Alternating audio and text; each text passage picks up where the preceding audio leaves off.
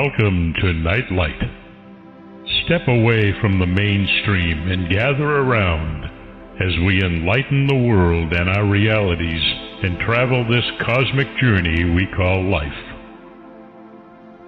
Join us as we share with you and provide that beacon that can guide us all to a better way. Explore with us as we examine a metaphysical montage of spiritual insights, covering everything from the mundane to the magical, UFOs to unicorns, and everything in between. This is a time of awakening, of sharing and evolving, of spreading our wings and soaring on the cosmic breath of creation.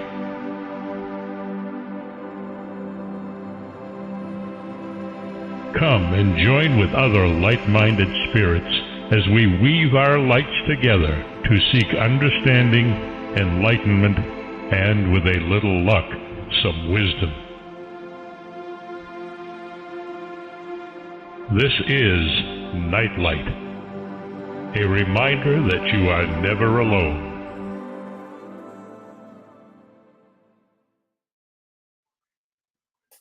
Hi, everyone. Welcome to another fascinating edition of Nightlight. We have a unique show for tonight. Wait, hang on a second. Something's wrong.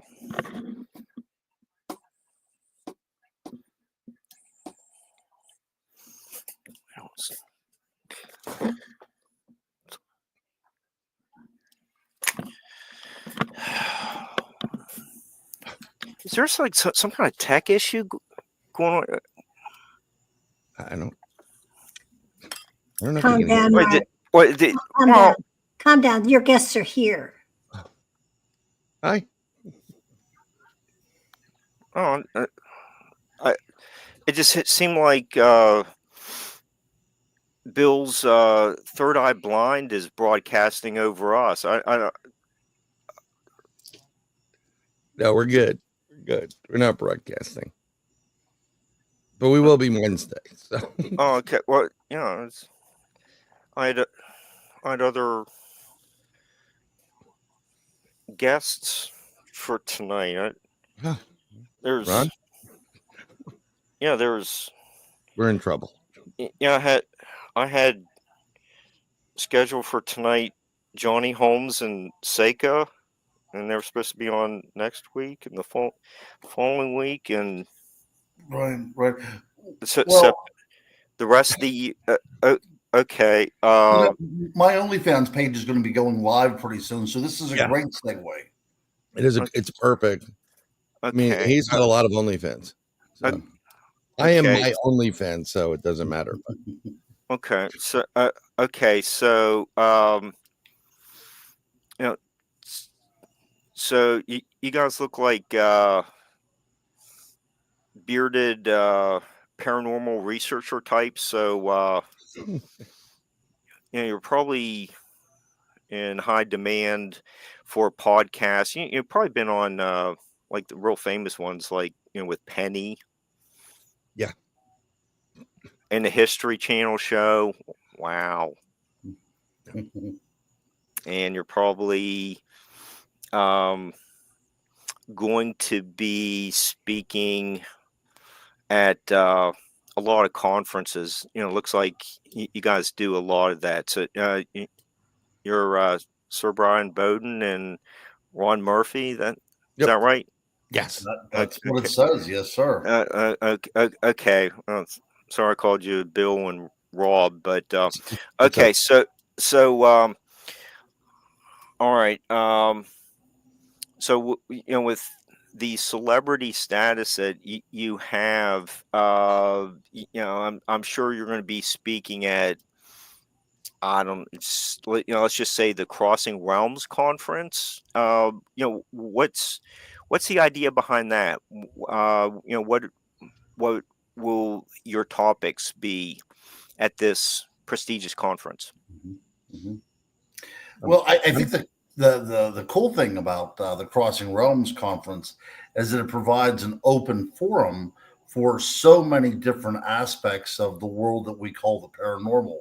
I myself will be speaking on the wonderful world of the fairy and its aspect throughout history and how it could pertain to current paranormal discussions. And Brian over there, Brian, what are you going to be talking about? I'm going to be doing cryptids and Dogman, but I'm going to be segueing into the cryptid side of it and how it relates to. There is a common thread, and it relates to UFOs and some other paranormal based stuff. And Ron is an amazing knowledge base for everything in the entire paranormal realm. And he has a plethora of books out on the On series, which are incredible. Um, I know I've formatted a couple of covers for him, but he is to see Ron do his thing live. It's like nobody else, and I'm not just saying it because him and I had Inside the Goblin Universe, together, and we did that for a while. But he is. They call him the crypto guru because he knows what he knows, and he knows everything. He does. That's very good. Okay, and who else is going to be there? It sounds like a stellar lineup. Yeah. We're gonna get Bigfoot Michigan Rob's gonna be there. Tex Wesson's gonna be there. Donnie Cho, the ladies from Blondes and Booze, Krista and Brandy. Monica's gonna be there. Brent Thomas is coming in. Paranormal Paul from Paranormal Among Us. And I know I'm missing a few others, but a lot Dean of Wysong's going to be there. So yeah. I think Ken Gearhart is may or may not. I don't remember. But they do have a plethora of people that are informative and influential in the They're big names. That's right. Yeah, Yeah. you know what? If I can piggyback off of Brian said, and I think it's very pertinent. So a lot of times you'll see these conferences with these celebrities, right? TV celebrities posted as the headliners, right? So people are going to go see these folks because they've appeared so much on television.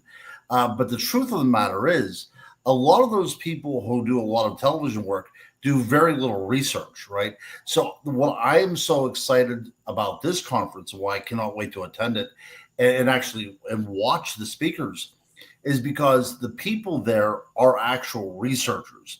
And this is one of those very unique times whenever somebody that has affinity towards the world of the paranormal can actually be brought to this place and get so much different perspectives from it, and that's really what makes this particular conference so unique. Yeah.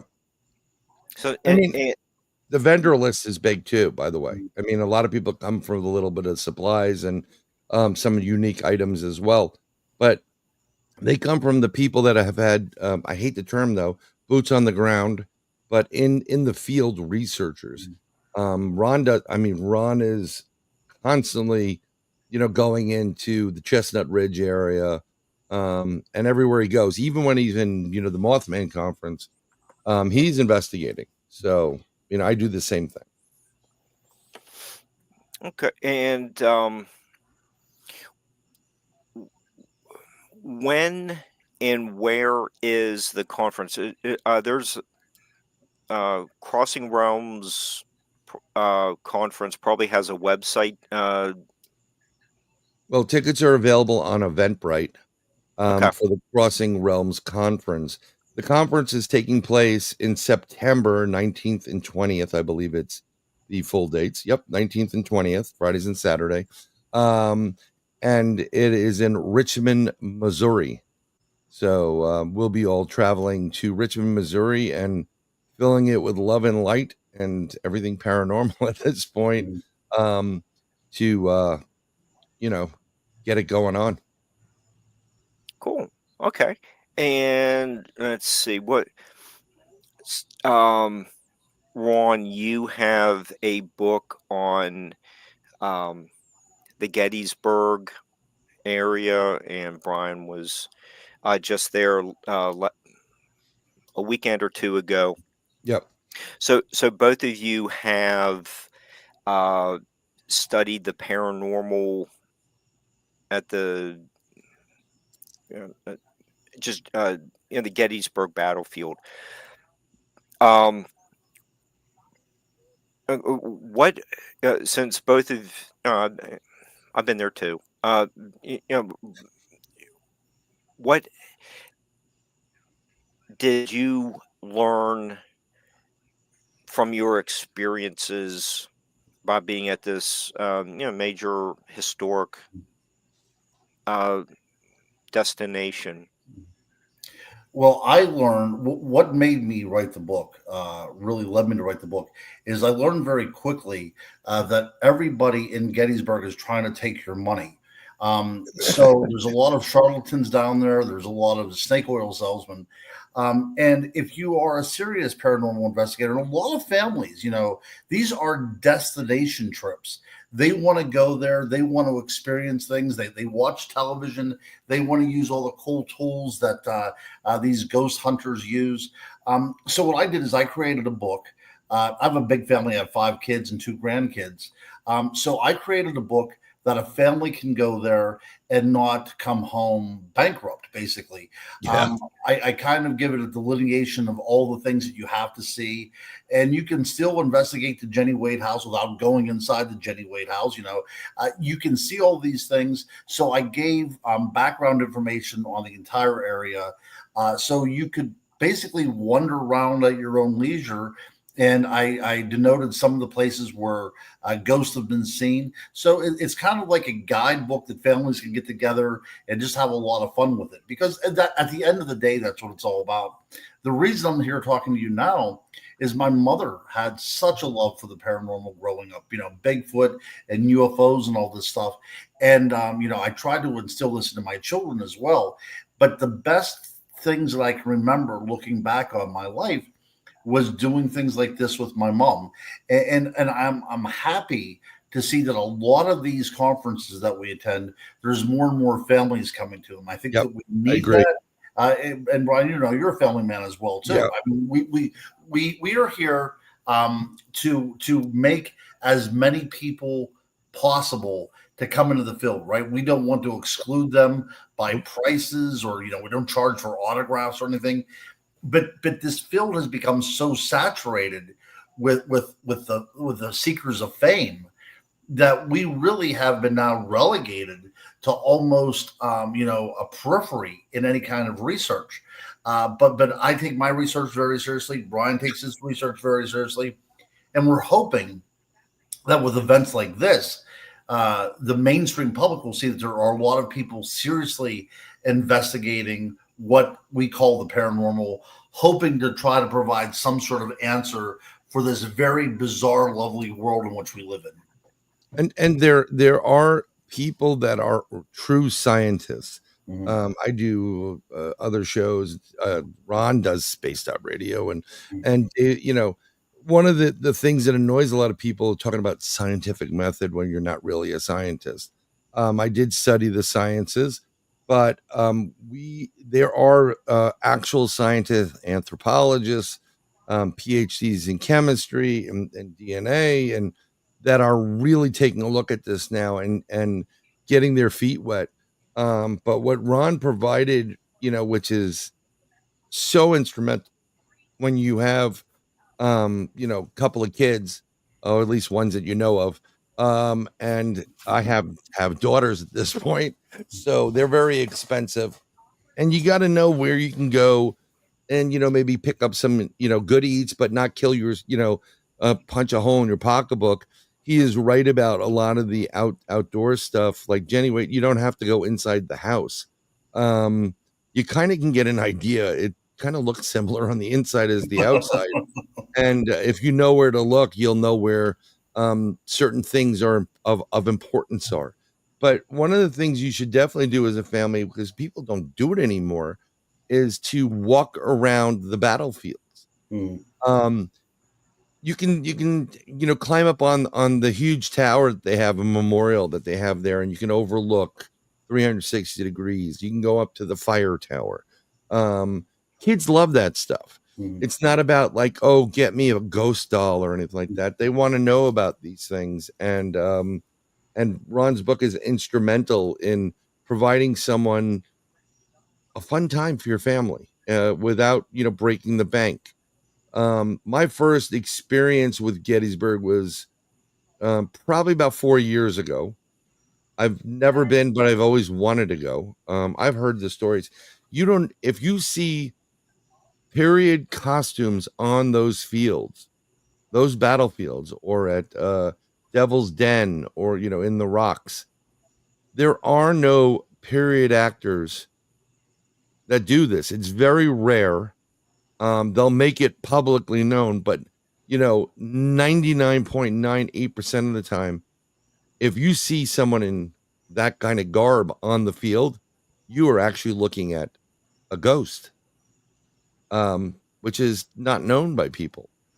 I've been to certain areas of the fields. It does close at sunset. There are certain bridges that are still open in Ron's book that you can still experience the spookiness of what it was like to be in Pennsylvania in the 1800s, with men and women and whoever around you ready to fire at will.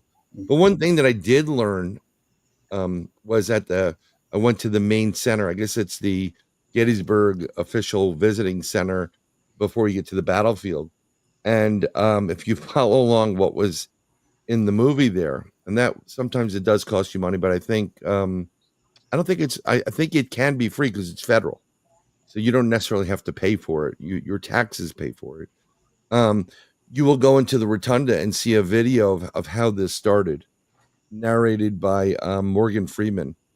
And you will realize that a lot of the negativity of those 1800s, it's replaying right now in this country, and how divided we are, and how divided the paranormal community is.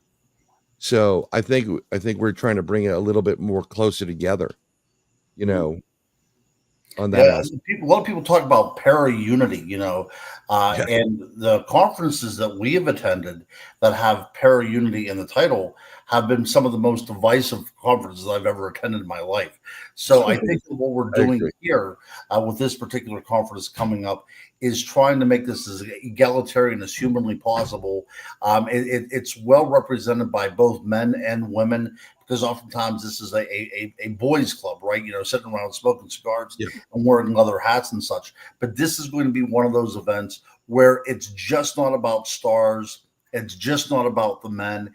It's about very serious researchers in a field that a lot of people didn't take seriously until now. Yep. I'm just saying hello to Diane Brighton, who's in the chat, and Wayne and a few others. But he's right about that. I go to Gettysburg because there's something called the Gettysburg Battlefield Bash. It's a 3-day affair. It's designed a charity event to raise money for Gold Star families, Blue Star families, and others that are in need. I believe they bought an automated chair for a woman who was desperate for it. They took care of a kid. Actually, the year that I was there with Ron, when he was presenting the first time, there was a child outside selling lemonade and stuff his dad made in woodworking to raise money because he has a disease that's really taking the toll on him. And this is where a lot of these paranormal people really step up, and they donate their time and whatever it is to be there and make things better. But a lot of these para-unity events just become, let's drink at night and hang out and whatever. It's a weird, it's not really a conference. It's more of a get together. And in this case, it is a conference. We have all these, people that you can call them power celebrities. I mean, Ron has done a ton of programs. I've done it. A bunch of people have. It's nice to be recognized for it, but it's not a big deal. I recently did something with Ron with Red Earth Uncovered, and less than a week ago, I found the medium shirt that they gave me as compensation to do the program, and I was at least a 2XL, so that would have been fun to watch. But when we're going to be there, like there's going to be an actual investigation done on that Friday night, and then that Saturday night they're gonna, or I think it's a meet and greet, and then there's going to be an investigation at a haunted facility. So you're getting a lot more bang for the buck, and they're good people there. No egos. We don't have egos. None of us have egos there, and it's wonderful when good people that have put their heart and soul into something get recognized in this capacity, and they always give back anyhow. So it's good. Yeah, I have some paranormal shows coming up.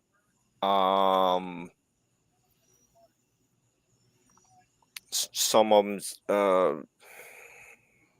are grouped around the Mothman conference, and I think our buddy Lynn Monet is going to tie together a lot of the information. But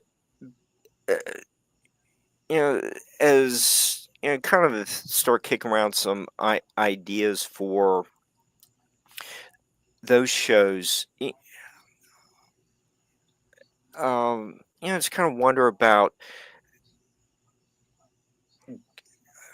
when people talk, I don't know what the right term is, but there's like a lingering presence at a place, and I just wonder if you've experienced anything or have read studies on President Lincoln's appearance after delivering the Gettysburg Address. Was about a year after the 3-day battle. Is there something that people have noticed about his ghost, or whatever the term is, being there? Is there also one at Ford's Theater, or the house the house across the street? I forget the name. I'm sorry about that. But is there information about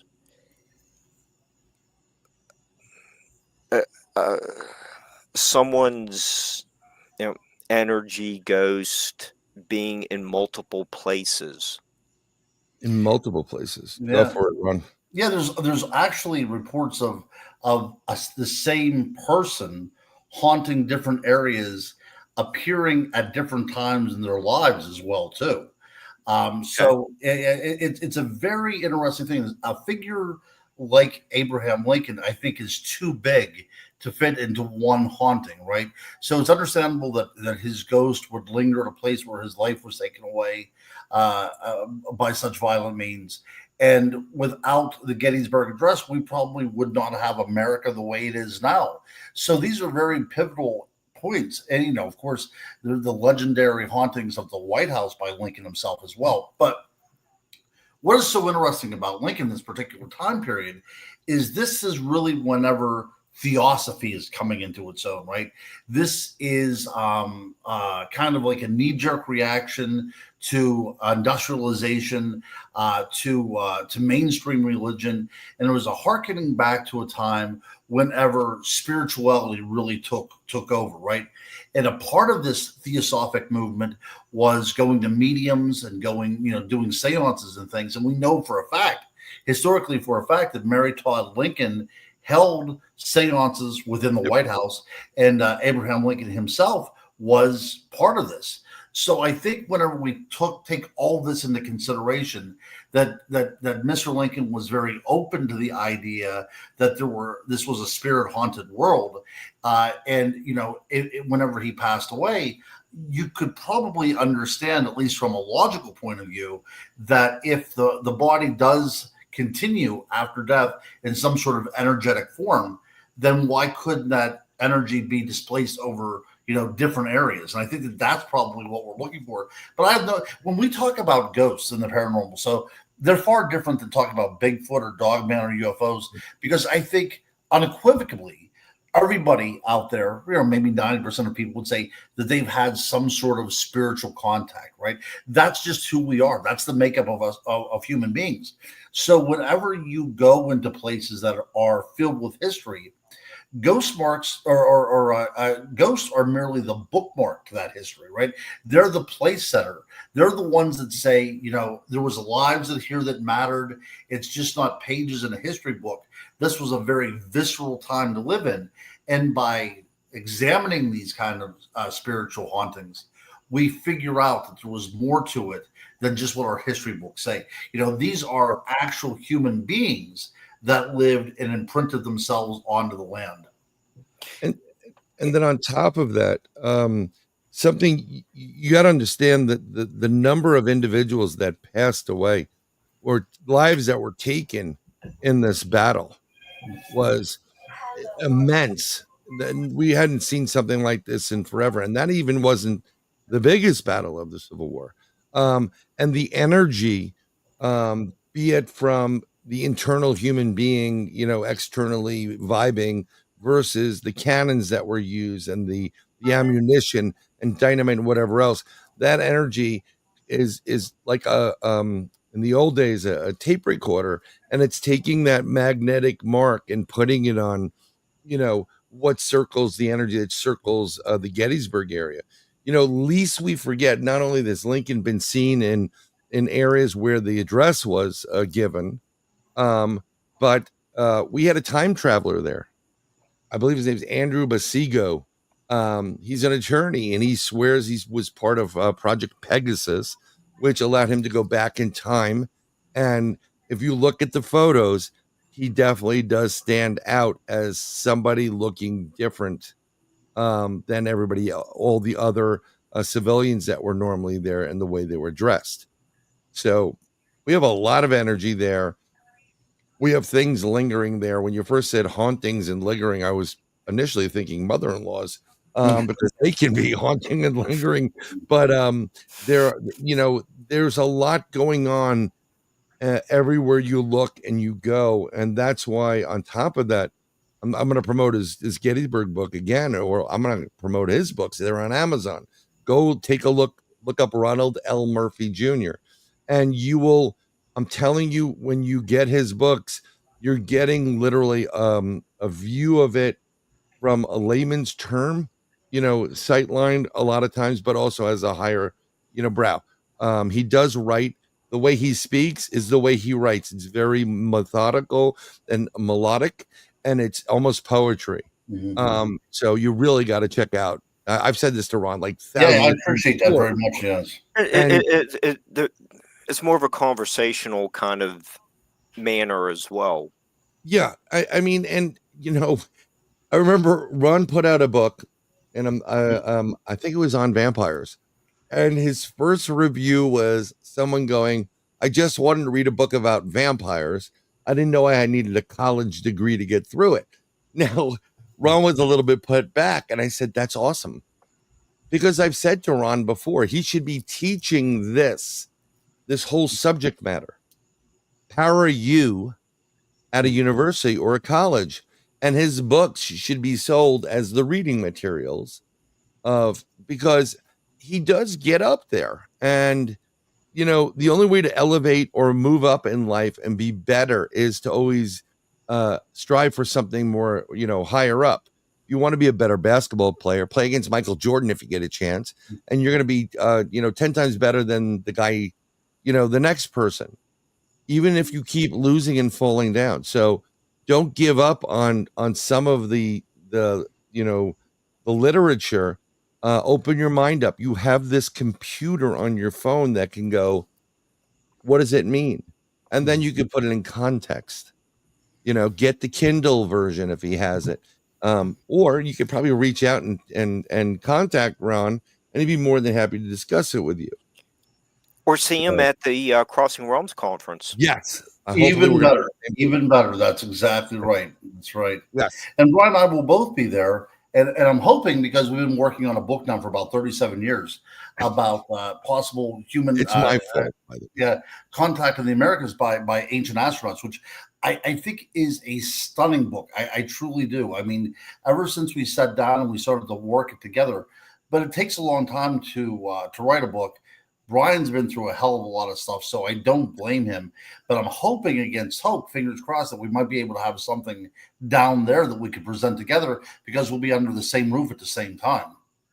Yeah. I've got a couple things brewing, but yeah, I'm working on it. I have it. I think I'm just gonna put what we got together, and then we can go into the expanded version, and then go into detail later and clean it up in the author's copy, which you will clean it up.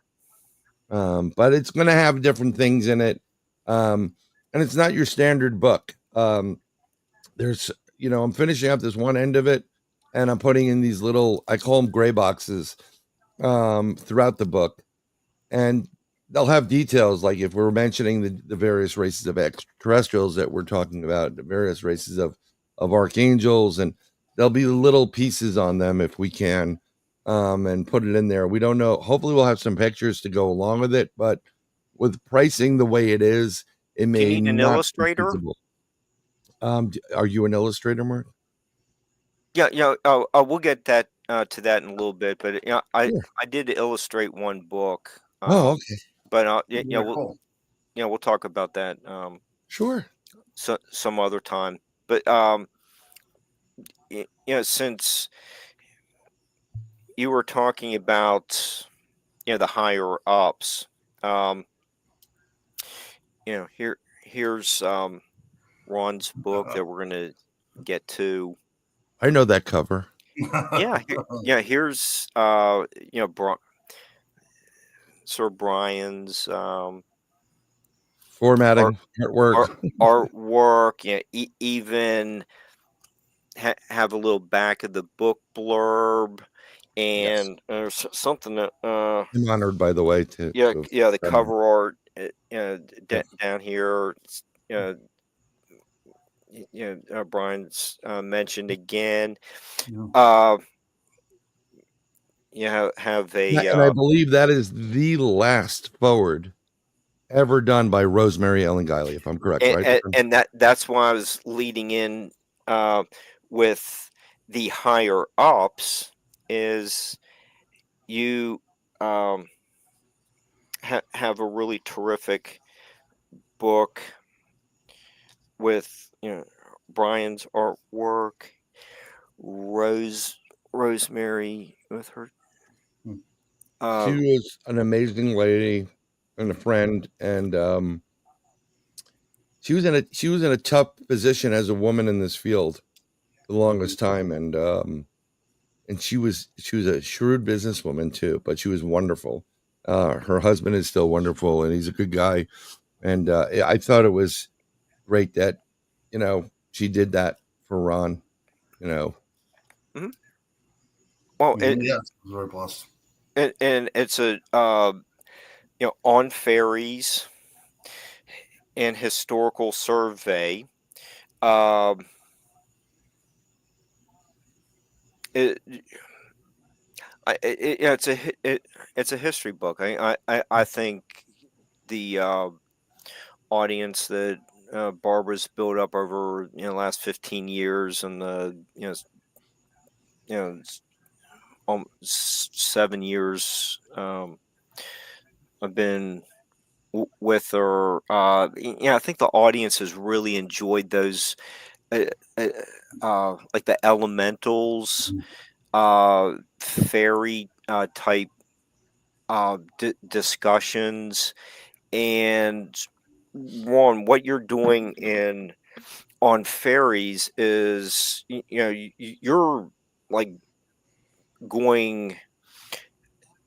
taking the reader back to the dawn of time, like the Paleolithic time period. Maybe we start there. Like Meadowcroft is in our neighborhood, in our region. That's going back nearly 20,000 years. So you're starting your book there.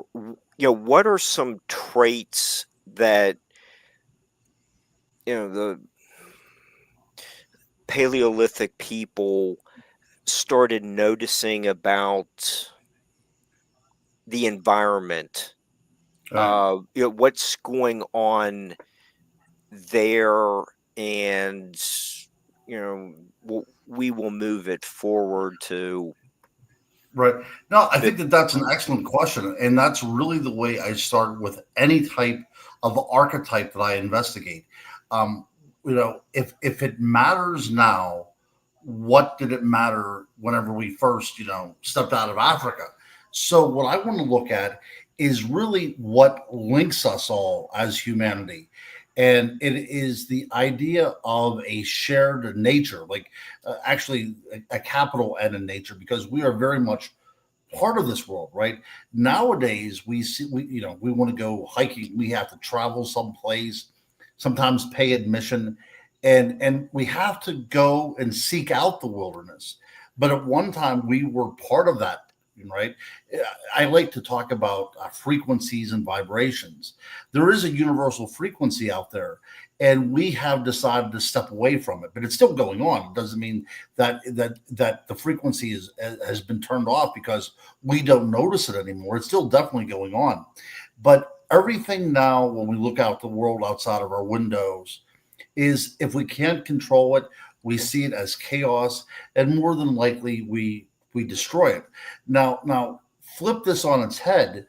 Whenever we were not the apex predator, and the only safety we had was around a very feeble firelight, and we were together, gathered as a tribe, and we would, tell stories. Inevitably, they were probably ghost stories or stories about things that go bump in the night. And there was an idea of a living shamanism in there as well too. The idea that nature could be dealt with, and there was a conduit into the natural world, and there's something that we could, kind of debate with. We had to have a diplomacy with nature in order to get that far. And whenever I talk about the wild man or ghosts, or in this case, fairies, or werewolves or vampires, we can always go back to as far as we can in the archaeological record and find out that there was something going on in our distant past that really gave lineage. It was the genesis for all that stuff that frightens us to this day. All those things that we think are lurking around in the shadows, or the creature that's hiding under our bed, or the monster that's in our closet, it all had its origin when we were back there stepping out of the caves and trying to make a living in this world. And just so you know, this is the frequency of the earth. It's the Schumann resonance. It's what Gaia puts out. And Lord knows what the Fae do with this frequency and how they manipulate it, or maybe use it to create portals, which they can come in and out of where they, well. Yeah. And so it's interesting too, and I'm glad Brian brought that up, is because I recently was able to do an episode of Beyond Skinwalker Ranch. Now, it was filmed 2 years ago, but it just aired. And as a researcher, you think, maybe I'm mistaken about things that I've witnessed. I witnessed a lot of what they would call earth lights, or these orbs of light, which seem to have some sort of sentient, power to them. And I started to notice that sometimes preceding the advent of these earth lights, there would be a sound that happened. Kind of like a tinkling sound. It sounded a little bit like a wind chime. And whenever the researchers were there, they brought flatbed trucks out into the middle of nowhere, and tens of thousands of dollars worth of equipment out there. And if you get a chance to watch the episode, it shows it on there. There was a frequency that was being put out by the environment. And whenever they turned that frequency into an audible frequency, it sounded like those chimes that I had heard. So it does seem to be that there's this interconnectivity around the world, right? There's a unifying harmony to all this stuff.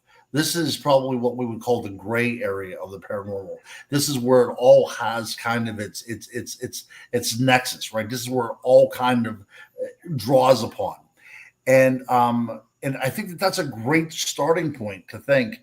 And I think whatever my Faeries book, although that was one of the last books that I wrote on the On series, but in a way that probably should have been the first book, because I think that the fairy realm and the elemental realm is really the origin of a lot of these things that we call the paranormal. Yeah, and I mean, I'm not just plugging because I know Ron and we're friends and brothers from different mothers, but that book, unless there's no other book like it. There is absolutely no other book like it. It goes into depth. It's thorough.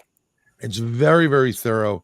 The only thing close to it was, and on a weird way, would have been anything from the Dungeons and Dragons series, the game where they would break down the elementals into different, hit points or whatever. Ron goes into a lot of detail about this. And if you're having an issue, or you come across a brown fairy or whatever, knowing what you can and cannot do, with them there or what their purpose is half the battle.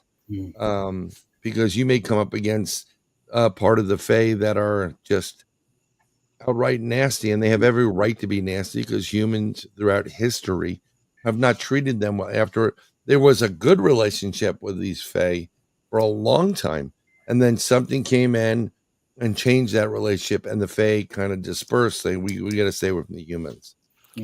And that trope has been repeated throughout history in so many different, on every continent that has people, are these similar tales about once living in unity with the world around us, and all of a sudden, like Brian said, there was something happened. There was a turning point. And if you look at the Irish tradition, you have the Tuatha De Danann that were basically exiled from the world of human beings. But you also have the Pukwudgie up in the New England area. You have the little people in Navajo and Cherokee lore. You have the Menehune in Hawaii.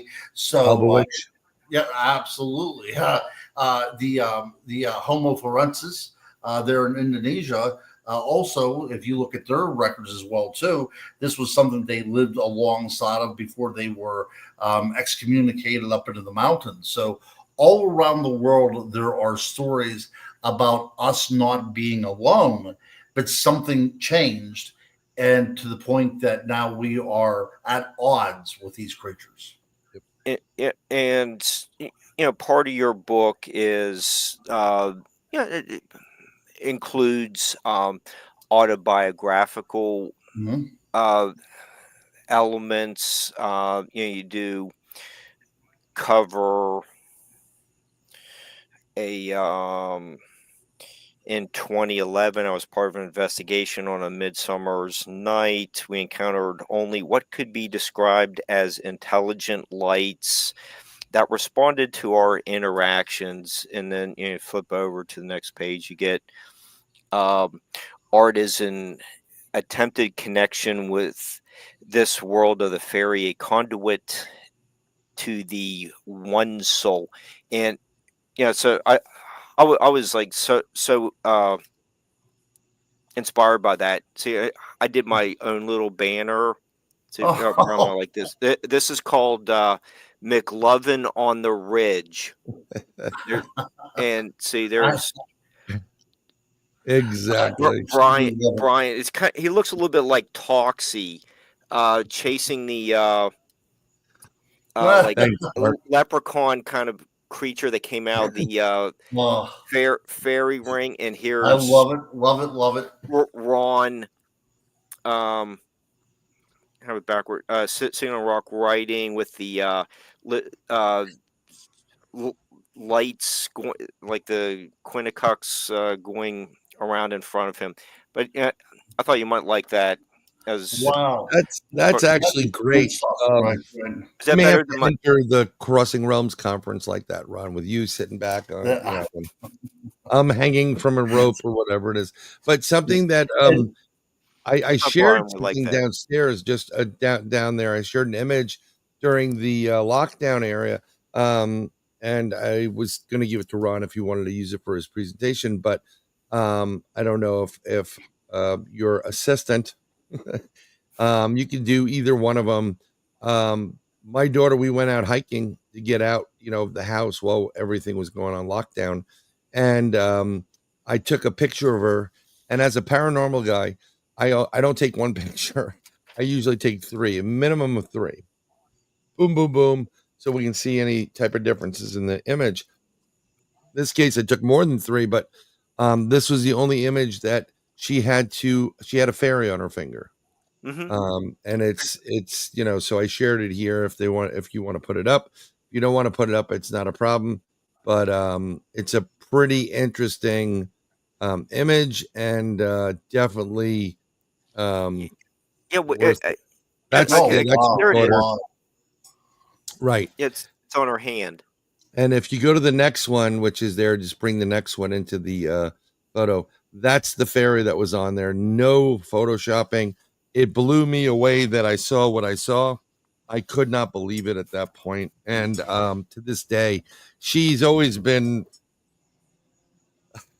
I don't want to use the term special, but she does have gifts and abilities. And it didn't hurt that, um, you know, I kind of get why they went to her, because of the spirit and I think the essence of the soul is really important in life at this point. Without a doubt, without a doubt. Yes. So, fairies have such a close connotation with the natural world. It was believed by Sir Arthur Conan Doyle that they made the plants grow, the gardens grow and everything, and you often see them represented being around animal life as well too. And there are some people that just have a proclivity to having animals come up to them. I've seen birds land on certain people before. Like, it's very odd that these people have such an openness to allow things into them. It's to the point that there's no fear among the wildlife, and I think that's the kind of stuff that these things are attracted to. Oh, you left me open, Ron, for a joke, but you just, oh my god. Well, while you're thinking about that joke and No, what you're no, going to tell no, her, I know what I want to say, and I'm just going to say, well, certain people attract cougars too, but oh it's right, totally different type of that's a animal. different type of attraction. That's right. That's right. Yeah, but it's still an But animal attraction, actually. But at the very opening of the program, you have such a great introduction, a pre-recorded introduction, Yeah. and you talk about unicorns even. So, the idea in the Middle Ages was the only thing that would be able to capture a unicorn is by a maiden who was pure. And so this idea keeps on coming back over and over again, that these creatures that are mystical, that these things that are preternatural, these things that are straddling the world between the mundane and the divine, they have this sense of calm to them whenever they're around children or the pure of heart. And that's something that continues, I think, even to this day. Like I said, I have many anecdotal things I've seen people going into the woods and animals coming up to them like they're pets. But I think that does happen, and I think Brian would agree with that. Yeah, and I'm not only do I agree with it, but let's go back to what Ron said. But I've been saying as well for well over a decade. I knew that the thread in the paranormal is sound, frequency, vibration, resonance, and you have to understand that each of us we're made of electronics, and what's going on with us is we give off a signal, and that's the vibration. And as you vibrate higher, these animals resonate with it and they come over to you. I mean, for some reason, I get, I always have had animals come over to me. I've always had kids want to, I just like, I'll sit there, we'll do the tea party. I mean, to this day, my niece is 27 years old and she still acts like a little kid around me. Like, "Hey, Uncle Brian," it's, but I'm like, I just, when you treat people with your pure soul, it's kind of hard not to leave a positive mark in their life. Well, yeah, there's a tenet in Buddhism as well too. To go throughout your entire day, you don't have to say a word, but just simply wishing goodwill on every living creature that you see. That does definitely change the frequency of everything. So, imagine our lives are all intertwined, kind of like, a body of water. And if you take a pebble in there and all these ripples go out, now, if you throw a negative pebble in there, it's going to spread negativity. But if you take a positive thought, one positive thought, put it into that universal consciousness, it's going to radiate goodness through people that you won't even imagine coming into contact with. And then here's another concept. It's on the karma side of it. Well, where we were talking about it. When you think positive things happen. And when you send something positive out there, like I've been doing this for the longest time now. My youngest does it even better. I never taught her this, but I've been telling people for the last 7 years, like, thank you for your help. Have a blessed day. And some people initially were like, fighting me over it, but other people stopped fighting and they're like, thank you. You too. It changed their day around and made them positive for a minute. So everything positive you put out there, in theory, whatever you put out, you get back tenfold. Right. I'm not doing it for what the riches I will receive. I'm doing it because I actually care and I want good things to happen to good people. I really do. Right. Yeah. So Brian said, he's seen this for, within the past decades, right? And that's my experience as well, too. I've been studying this for so long that the only thing that makes sense is this idea of frequency and resonance. That's the only thing. So this will be a announcement on your program, the first one ever. I will tell you that I'm starting down the road to studying Reiki because I do so firmly believe that energy out there, this idea of this living energy, right?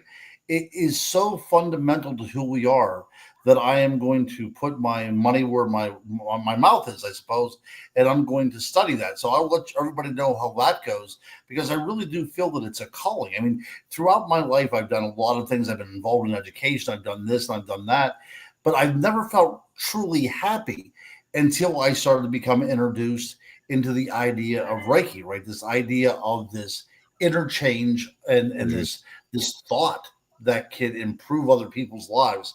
So I think that, as a paranormal investigator, I really have nowhere else to go. This just makes sense to me. So I'll let everybody know how that goes as I progress down that path. And along the lines of this, we've had these, because Ron and I have had like discussions that lasted a long, long time after we've done interviews.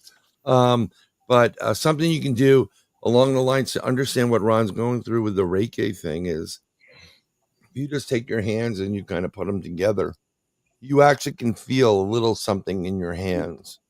And what you're doing by putting the positive and negative together is there's an energy field there. And if you see all these great movies, Marvel movies where they go, they do stupid things like that, they're actually playing with that universal field, which is where Reiki pulls it from. That's where, harnessing it. And you can use your hands and the energy within you and then pulling it from the system to actually heal people. And you don't have to physically be in the same space as that person. That's right. That's right. That's right. It's almost, it is to me, at least in my perspective, it is a form of prayer. It truly is. We talk about, how we can pray for people. And this is just just actually being involved, right? This is prayer with intensity, I should say. I guess it's you helping the prayer along. Yeah. And anything, in this day and age, we could all use a little prayer and a little help. Oh, absolutely, my friend. Absolutely. Amen, brother. Yeah, and It's crazy. yeah, so you were just talking about having a positive effect on people. Okay, in your historical interpretations of the Tuatha Danann, just going like way back in time and moving forward, you do devote a lot of time to Puck from Shakespeare's A Midsummer Night's Dream, and we just covered that a few weeks ago with Dr. Earl Showerman. So there's generally a very long time where okay, you get positive perceptions of fairies, the elementals, but you also get into how different institutions and cultures brought a negative view of the same creatures. Can you explain going from the nature type creatures to demonic interpretations? Sure. So one of the best examples happens right around 1600, and that is our buddy King James over in England. The famous King James Bible that was put out. Right before that, however, he wrote a multi-volume treatise called Demonology, which is about demons, and he has elaborate chapters in there that cover fairies. And one of the suggestions he makes is that fairies are fallen angels, the same angels that fell with Satan from heaven. Instead of becoming minions in hell, they rule this their little world here on Earth. So by the time we get up to Renaissance England, they've already become something part of the dogma, right? Before that, they were always a little bit, I guess, ambivalent is the word. The way I talk about it in my book is that fairies are like nature, right? Sometimes it gives, sometimes it takes away. It's like feast or famine. Sometimes you have floods, sometimes you have beautiful days, sometimes you have terrible storms and winds and all that stuff. And fairies in a way embodies that, right? They could be the peaceful, gently blowing wind in springtime, or they could be that horrible winter storm in January. So they've always had a sense of gloom to them, which is why you never really want to become friends with fairies. You acknowledge their existence and you kind of move on, and they'll do their thing and you do your thing. So you try not to, have any kind of interaction with them. But by the time we get to the Renaissance, by the time we have the Bible now becoming in the vernacular of the people, fairies now are demonized to the point that people don't see them as something that could be helpful in the environment, but something to be feared. Okay, and so that's about contemporary with Shakespeare, but we kind of get a couple hundred years later. They're the fairies are reinterpreted by Poe. Yes. William Blake, Keats. Sure. Coleridge, Yeah. you Good know, old Samuel Cole, Taylor Coleridge. Yeah. yeah, he's one of my favorites. Blake Mhm. has he was actually an interesting artist as well, but after a couple hundred years of the elementals, be, having aspersions cast on them. It, the romantic poets are kind of rediscovering Mhm. them. So what are some of the then your book also has all kinds of okay, there's a Blake drawing as well. I should probably put it that Mhm. What Yeah. do you find it interesting that they talk about Cupid, and could not Cupid be a fairy or an elemental? Sure, absolutely. The idea, right? It's winged, so it can ascend different Yep. aspects of our reality. But Mark, you really did a very eloquent job putting this all together. So Yes. one of my favorite poetic movements is, of course, the Romantics. because And they whenever got. we think, Does yeah, that mean I get like a bonus? you Christmas get a bonus? gold That's star, true. gold You don't have star. to take the final mark. No, that's right. But when we think of the Romantics, we think of Keats and Coleridge and all that stuff. But we also have to remember that Mary Shelley is also part of this movement, right? And she's writing Frankenstein at this time. And the Yep. reason why the Romantics are the way they are is because they spent so much time outdoors. They He was started. there. Yep. As she was right. If Yes. we can get into the bigger fairies as well. But Right, okay, right. go No, ahead. no, no, no. They saw the world as changing forever to the point that it would no longer be the same, right? The idea of romance is a longing for the time that went before. That's what we talk about, like the Aeolian harp, something that you put in your window and nature makes the music. Or we're talking about going with Coleridge to see Tintern Abbey as it slowly desecrates into nothing. These are people that still love the environment around them. They're fascinated by it, they're curious by it, and they feel an energy from it. They draw from it, and it really makes their music or their poetry really musical. Actually, Keats talks about the nightingale, or different type of flowers, because the natural world was important to them. And this is really the last stand of the natural world, because really after this, all heck breaks loose, right? Industrialization was already coming into play by this point. Children no longer had a childhood, right? Children were now going to work at 6 or 8 years old. Factories were taking young girls away from the house. The world would forever change. Looking around you, London would be belching smoke up into the air through all these factories. The world was forever changing The for the child worse. labor, the Yep, child labor laws. yep. We're changing forever. So what we see in the Romantics is really a documentation of the way it was before the world changed forever, when you could still take a walk out there and you could still smell the flowers and you could go look over Mont Blanc and all this stuff.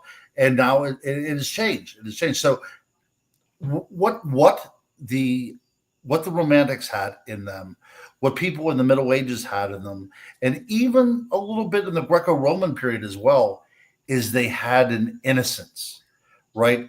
That is all gone now, because one of the ways in which our innocence has been taken away from us forever is we've eaten that apple off the fruit of the tree called science, right? So now everything is numbers and everything is equations, and all that stuff that was so mysterious now is now part of our scientific lexicon, right? It's now part of the binary aspect of the world around us. We as human beings need mysteries because it takes away our hubris, right? It's a way of saying that we do not know everything that's out there, and that's why we need wild places, and that's why we need a venue like Crossing Realms, is because a group of us is getting together and say, you know what? There's things that still go out there that, there's more things in heaven and earth than are dreamt of in your philosophies, as Hamlet would say. And I believe that to my dying day, that there are things out there that we in our intellect can never, ever solve. And we need that.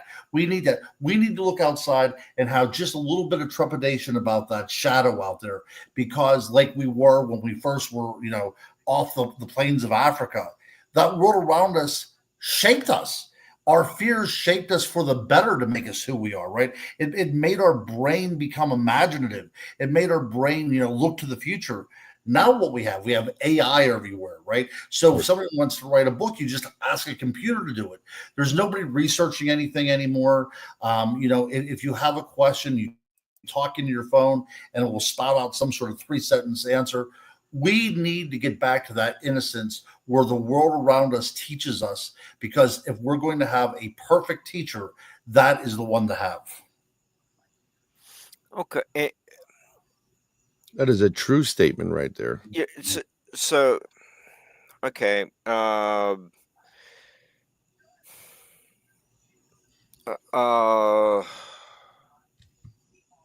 was trying to think of the Coleridge poem. I can't believe it. The poem where he was might be Frost at Midnight. Where he's kind of warning his son Harley about not to be in the far off city.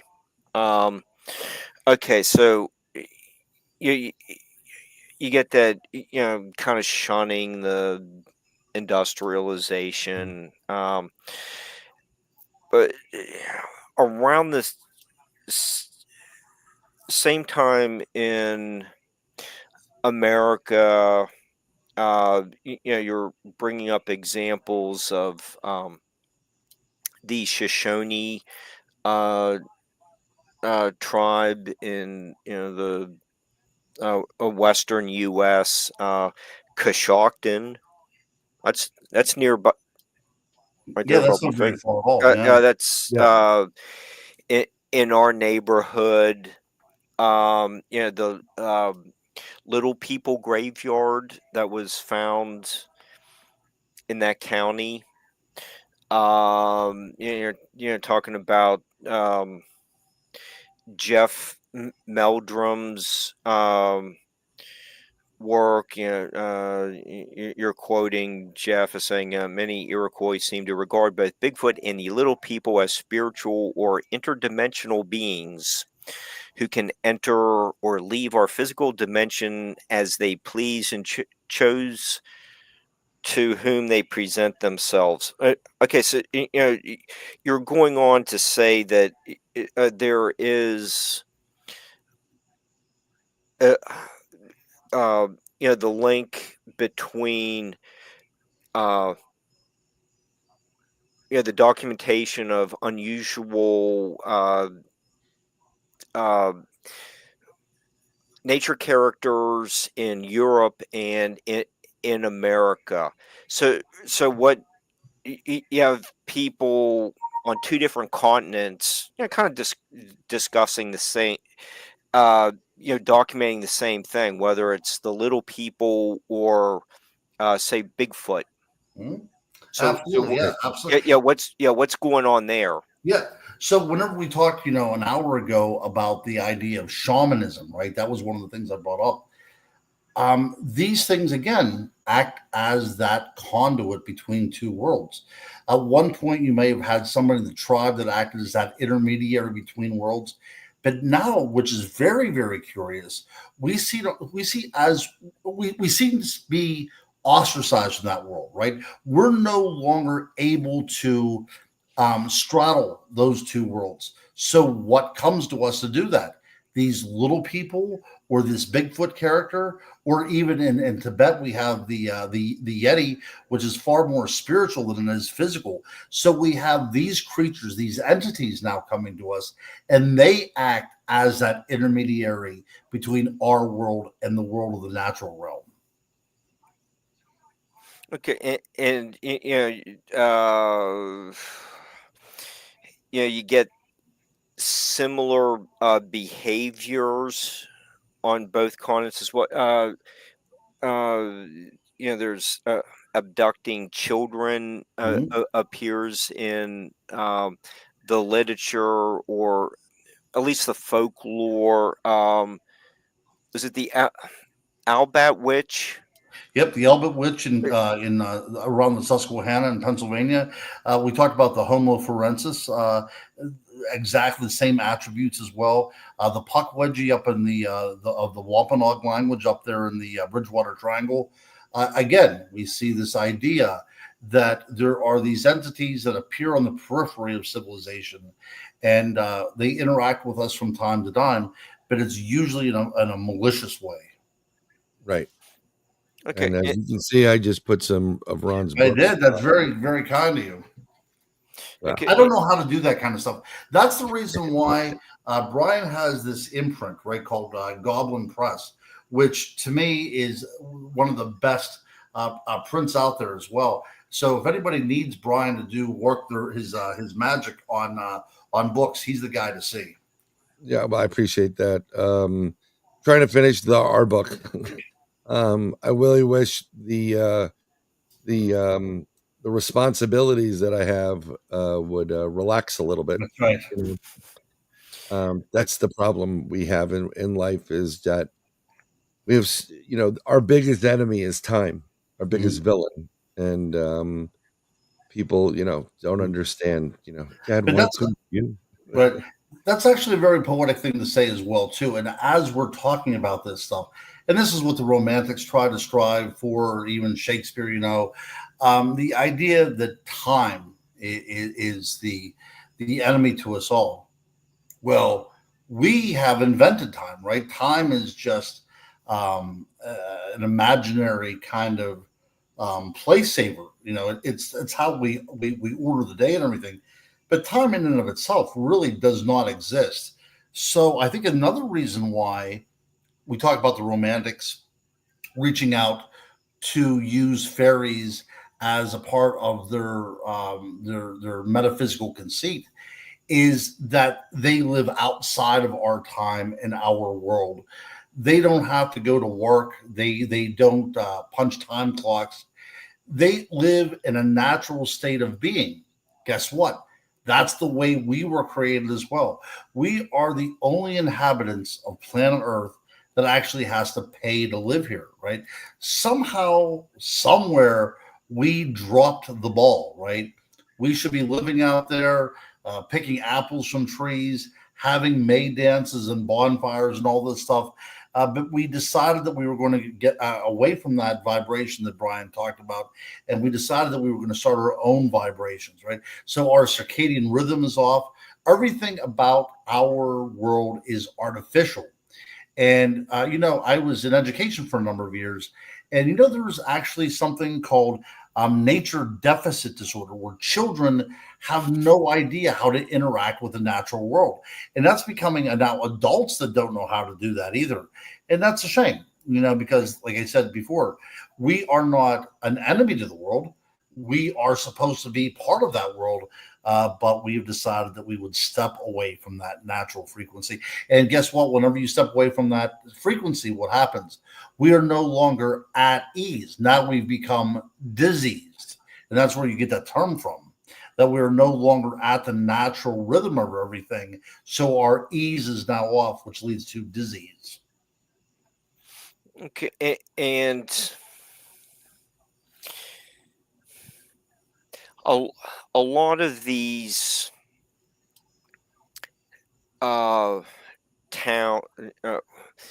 the settings where some of these observations have been made, have names that probably make you wonder, like, this root word sounds really unusual, especially like in America, like uh, town names like Fayetteville, and you're saying Fayette means quite literally little fairy. It does. That's right. Like in America, yeah, it's like Saint Peter isn't as uh, prominent of a saying as say in Italy. So if the Europeans have more of like a fairy folklore, but it's pro- place names in America suggest the same thing. Mhm. We would kind of have to give it some credence. Like, what are the early 19th century settlers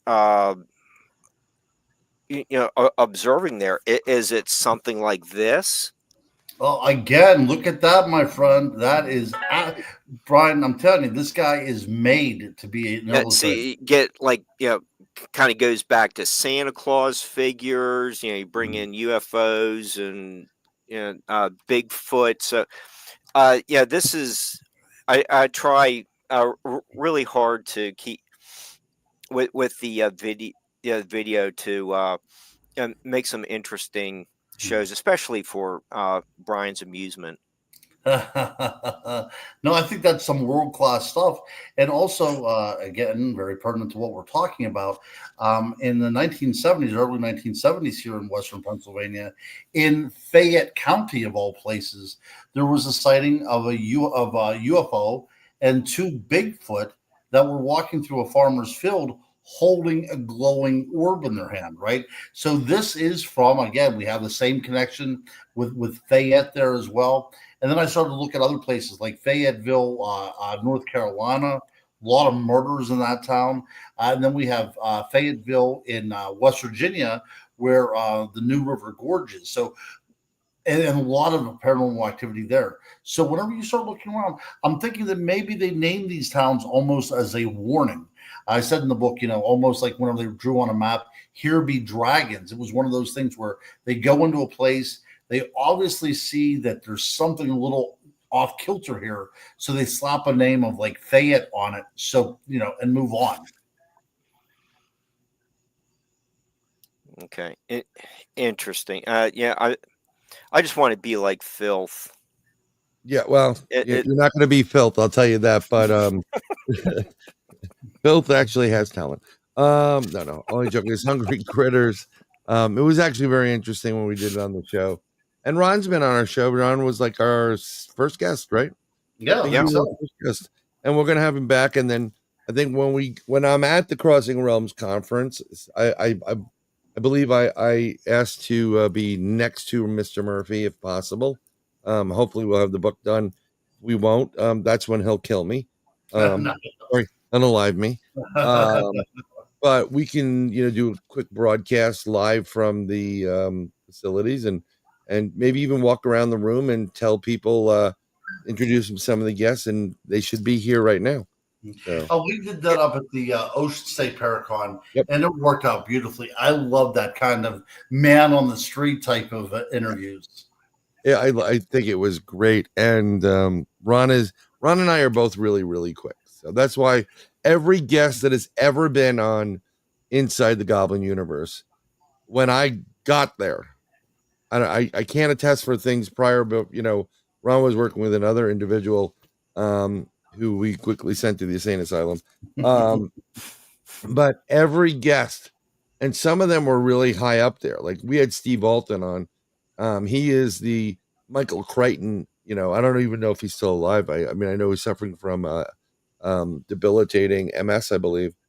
But he was like, my publicist said to do this show, and I was like, he was thinking like, oh, this is gonna be terrible, and he goes, wow, this is great. You guys actually asked real questions. This is fun. I can't wait to come back. But this is from everybody. We always got every guest was like, wow, refreshing that two guys really do a good show, and that's why we're so famous now. Mm-hmm. Meat and potatoes, Brian. Meat and potatoes. We just stick with the staples. You know what I mean? Yep. And it helped you to move up to having an appearance with Penny every other week. Is that? Yeah. Well, that turned into every Thursday, but we're gonna have to change that because I can't do every Thursday. But yeah, I do Wake Nation. I have my slot from 9 to 9:30, and I veer away from the political, and I try to do something. Again, let's go back to what we were saying. I try to leave them with something positive, and talk about astronomical stuff, astrological stuff. I warn people about certain events, and we just do our best that way. Okay. Ron, other than the Crossing Realms conference, we got together at the Boru conference. Yes, we did. Yes, we did. In April, it's Dan Hagman puts on just a stellar Was it show. Did you say Burrow or Baru? Boru, Butler Organization for the Research of the Unexplained.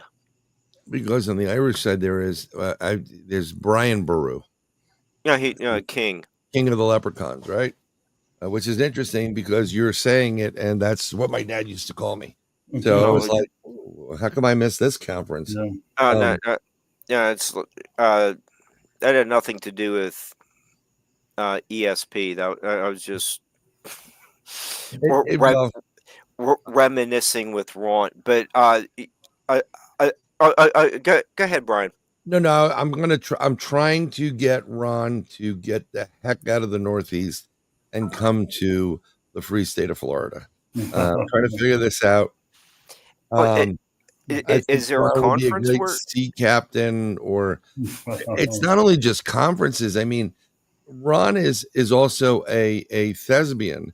He performs. He's been in movies. You'll be surprised. The movies. Ron give you his reels, but he does movies. He does reenactments. He's literally the quintessential artist on multiple brands, and I can see him doing those haunted ghost tours in one area and talking about pirates up in Tampa at another point, and then teaching at the University of Tampa classes about the paranormal. Weren't you the pirate this weekend? No. Well, Brian, I'll tell you what, I would love to make that happen with you. If you and I could go into business together and do this, I think that we would be well set. So let's keep that open. Bring Mark down too, because West Virginia. No, that's right. That's right. Yeah. I do need to find another place to live. Yeah. And there's no place like having beautiful weather all the time. Oh yeah. Well, we're in that Mother Nature season, hurricanes. So it gets very, very interesting. But it can get dangerous too. But hopefully it all works out. Ron, do you have another conference where you'll be speaking this year other than Crossing Realms next in about a month? But is there other stuff you're doing? Right. So not this weekend coming up, but the weekend after that, I'll be in Murfreesboro, Tennessee, at the Fearsome Folklore Festival, and I'll be talking down there. And then about 2 weeks after our event in Missouri, I will be in Hopkinsville, Kentucky, at GoblinCon. Goblin? Yep, I'm excited. You're gonna be about there it. with the goblins, huh? I am. You know what? He's been so far down the Mason-Dixon line. He is a Southerner. I'll do the prayer, Mr. Murphy. You should be down here on the South. That's right. And I do love the people down there. I really do.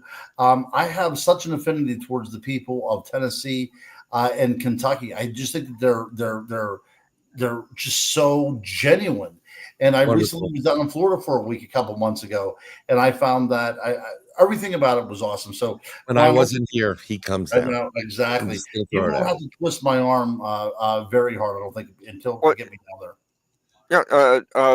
Yeah, Barbara has a couch for you. Or sleep on the You're volunteering Barbara's house now. Yeah, that would be the house that you said. Oh, I could see there. Oh, that's right, with the cat. That's right. Yeah, that's right. Yeah, sleep on the little cat stand she had in the background. Yeah, and yeah, you did right about Hopkinsville. Yes, that's the 11 people in the house. Yeah, that really is a interesting story from 1955. Yeah, that was. You're writing that they're about 3 feet tall with pointy ears. Mm-hmm. So so you are covering that, going into the Mothman. So that sets up some of the other shows. But one of the interesting points that we were discussing with Blake and Coleridge in the romantic poets and their theme of longing for a simpler time. Brian, right when I'm getting to that point, Brian changed the background, but Brian had this your Squonk book. Yes. I'll put it back up right now. It's not a problem. It's on the left-hand side of Brian's screen. Yep. That's it. That sounded like what did we win? You're kind of touching on the same subject as what is the Squonk representing? Sure. That's it. I look at it. It says it right there as the byline. It's a environmental perspective on the idea of the squonk, because I don't think there's anybody out there looking for a flesh and blood squonk, but it's so popular that songs are written about it, and they have a festival up in Johnstown 3 years running now about it. So why do we need a squonk? And this book covers why I genuinely believe the squonk matters to us, is because he represents what happens if we do not act as stewards and conservers of our environment. I did not know there was a Johnstown Squonk Festival. Yes, I've been blessed enough, really honored enough, for the past 3 years to speak up there. So we're having it again next year as well. It usually takes place in August. I'll be speaking there again this year, and that would be great if both of you guys could come out, because it's very well attended, and it truly is a magical place. I would love to come up and maybe possibly present if there's a possibility. And I definitely would want a large shirt this time, and maybe another bag of nuts, but sugar coated almonds. But isn't the squonk really like one of like the sins? It's like gluttony, and when it appears, it means that you have forsaken. It's a sad creature, but it's gluttony for the most part. Look at yourself. Well, it's sad. It cries, but what is it crying for? Right? It cries because it's so ugly, but it also cries because it really has no place left to go. It says in the only mention about it in any book It's called Fearsome Creatures of the Lumberwoods, that originally started out in the deserts, and then it moved into the swamps, and now it finally ended up in the hemlock forests of Pennsylvania. And what's interesting, if you look at this from a environmental point of view, swamps and deserts are very unique ecosystems that are fragile ecosystems as well too. So what I think is going on here is, as we go about destroying the world around us, this little creature has no place left to go. So its last refuge is in the pine woods of Pennsylvania. And the sad part is, whenever this book was being written about the fearsome creatures of the Lumberwoods, we were only about another 20 or 30 years before all the old growth in Pennsylvania was cut down. So it is kind of like a warning. He's the perfect poster child for the environmental movement. Yeah, and you know, when you said that you moved to the hemlock fields, I mean, talk about, you want to be the king and sit amongst the poison, or do you want to change yourself, look within, and you know, do something about it? And I think there's Absolutely, a lot of squonk in humanity. yes, You know, that's right. woes me, but yet you have the ability to change and do something, and you refuse to Right, look within yourself for it. right. Looking for yourself for any cryptid, anything in the paranormal, the first place you look is in yourself, because one of my favorite psychologists, philosophers was Carl Jung, and he said, inside everybody, we have this darkness, right? We have this shadow, this place where we don't want to explore, because that's where we keep our deepest, darkest secrets, and we don't want anybody to know about them. But inside that shadow is a mirror.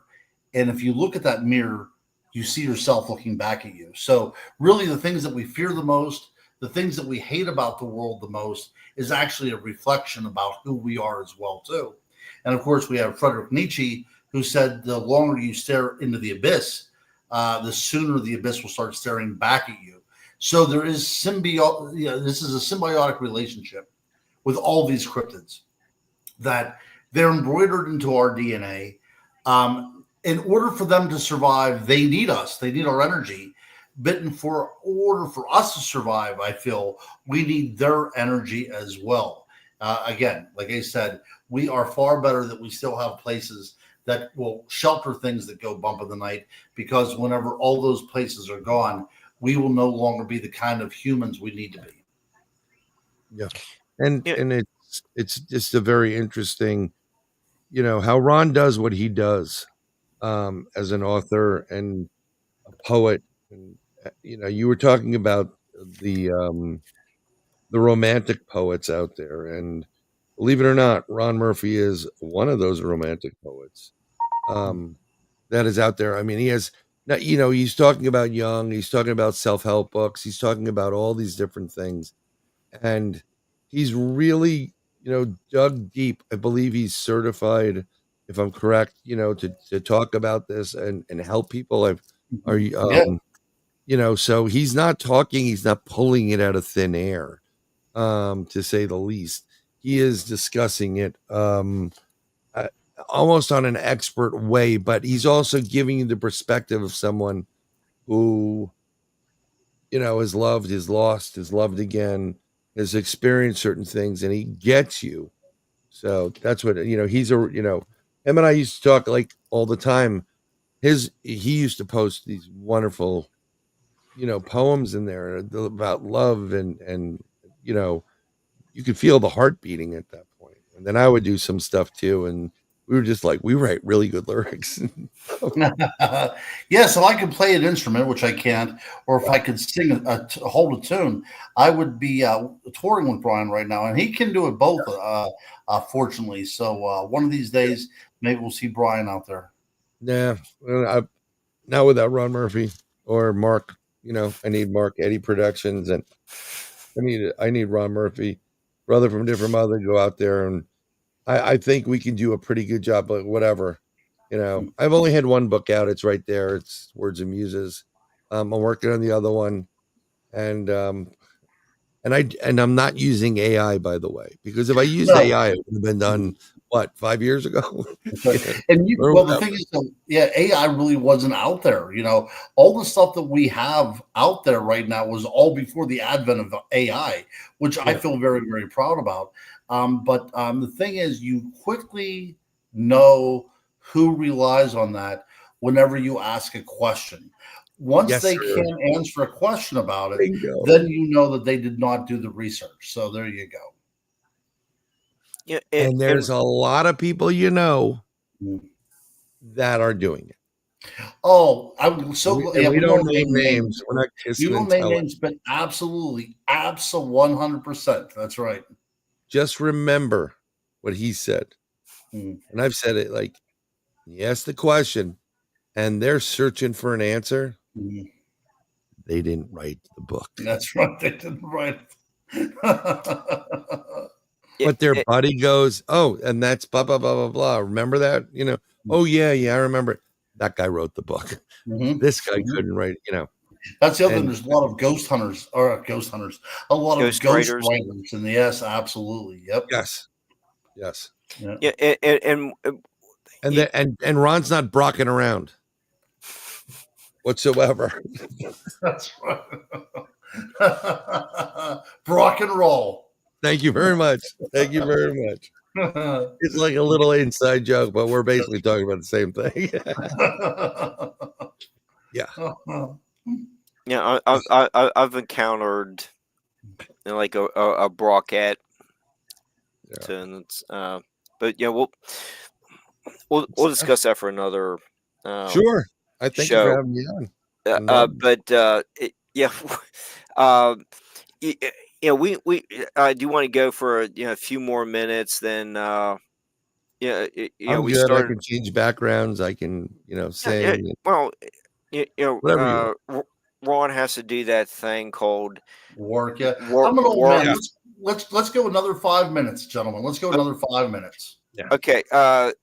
You also have a Great Lakes cryptids book. That's cryptids is like becoming something really a passion for me. I really enjoy that topic. So what are you finding out about what's swimming around in Lake Erie? It's about 3 hours up this way from me. What? Yep, for me too.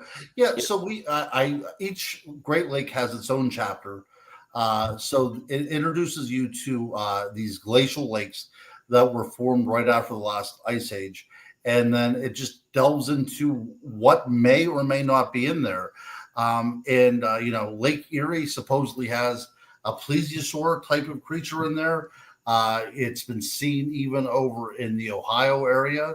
In Lake Michigan, 1955, there was an attack that actually has been documented in shark attacks around the world of a bull shark attacking a young man in Lake Michigan, which is really, really strange. yeah. And Lake Superior has what seemed to be some sort of alien creature, or maybe even a flying saucer that has been assumed by the Native Americans that it is a living creature, but it's called the water panther that has seemed to spit fire and sparks and everything like that. So each Great Lake has its own ecosystem, and each Great Lake also has its own very particular cryptid attached to it as well. It was very fun writing it. I got to visit all the Great Lakes, and that was the first book that Brian did the cover for. And it's a gorgeous cover. It's actually worthy of a poster. It is that good. Oh, thank you. Mhm. And some sidebar lakes, Lake Champlain, which is within the line, for the most part. Mhm. They have a champ there, Mhm. and I proposed when we were talking about Loch Ness Monster at one point, and people gave me a hard time for it, but some people were thinking about it. I propose that there is a trench system that the Loch Ness Monster, it's the same creature that goes from Scotland and across within the trench and pops up in different areas, and you're actually seeing the same creature. but I can't prove it. So it's just a hypothesis at this point in time. And Interesting. that's what we need. We need hypothesis. Yes. Too many people like they put that hill to die on. No, this guy is the real deal. No, I'll tell you. There's not many hills I'm going to die on, but I will die on truth and good people. That's where I'm going to be with, and I'm going to promote them. And Ron Murphy's one of them. And I love the guests that are in the comment section there. But there's another group there, and Ron, if you haven't done the show, which I think you have, Wayne and Michelle's show, Michigan UFO Sightings and Paranormal Encounters, they probably would love to have you on there. They're really good people. They're teachers, and they had an encounter, and wonderful group. And also, Mark, and this has been a fantastic experience, and we're definitely invite somebody that's not on screen right now on the other broadcast. So. Yeah. The thing about it too is this is making me very, very excited about this upcoming Crossing Realms. So this is going to be great. Well, I'm bringing a lot of rum, so we'll drink it and then take over the next conference. Shut across your bow, if you would, Mr. Murphy. That sounds excellent. Okay, so how about plug anything, we'll kind of wrap things up. Let Ron get a good night's sleep, and Brian could do his outro. My plug. My plug is that tomorrow, Wednesday, 8 p.m. To 10 p.m. Eastern, we're having Jamie Walker on, who is ye old goth witch, and he does some witchy stuff. Spells. He grew up with a nana that used to teach him these things. This is where the oral history is important, and where these stories come from. But I've been following him. He's just an interesting guy, and he's one of the few people I've ever seen wear a Joy Division T-shirt. Right. Yeah. So Ron will get it because we grew up with that kind of, and you sure did. And it's a great band. And most people don't know Joy Division because Ian Curtis unalived himself on the eve of his world tour. But they became another band called Depeche. I believe no, not Depeche Mode. They're not Depeche. I forgot the name of the band.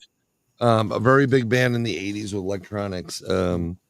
I'll figure it out. I think it was Depeche Mode, but it's not Depeche Mode. It wasn't Depeche Mode. No, this is the same time as the Smiths, and this is the same time of Morrissey and stuff. I know. I'm drawing a blank, and I literally just heard Bananarama. No. I'll tell you in about 2 seconds. But New Chumba Order. Wumpa? That's the band. I'm thinking it's the name of the band is New Order, and you definitely know New Order.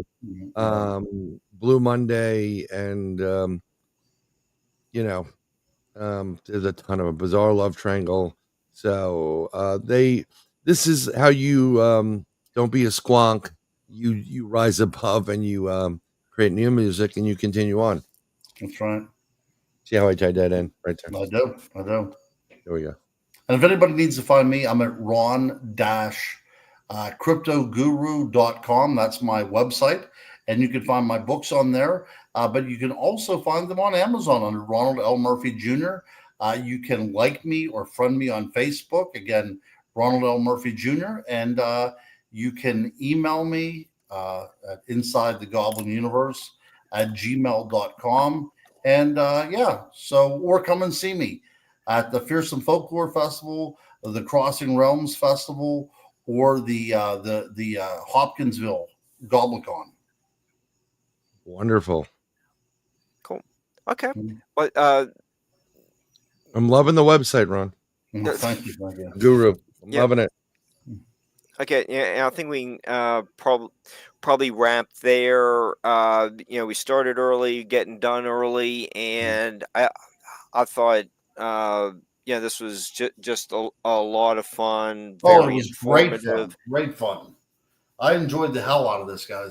Yeah. We'll have to do this again. It's a very creative experience for me with doing my filth imitations.